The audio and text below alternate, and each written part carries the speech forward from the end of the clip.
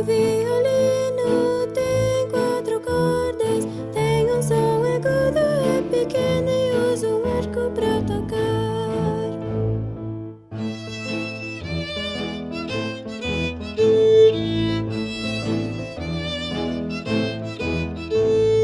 O contrabaixo tem 4 cordas, tem um som grave, é grande e usa um arco para tocar.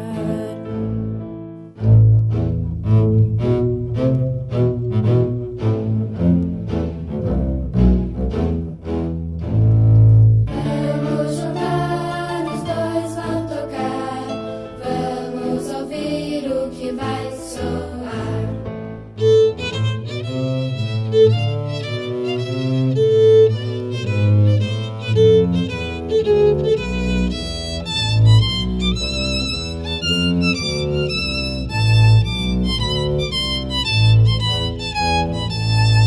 Vamos ouvir um som diferente.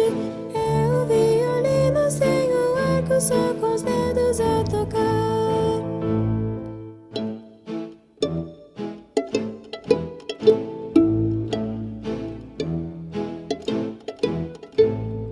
E o contrabaixo da mesma forma. Como será sem o arco, o som que agora vai se ouvir?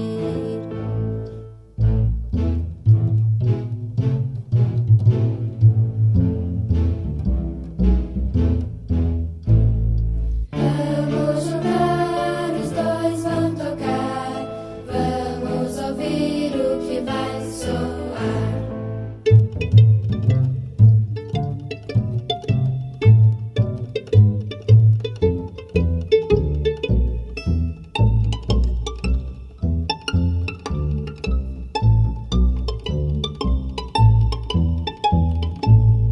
Que legal, as cordas formam um belo som.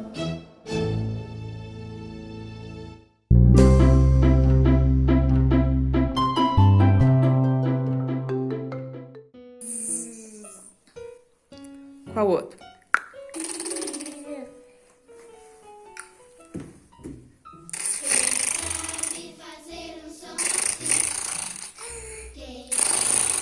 Marcia.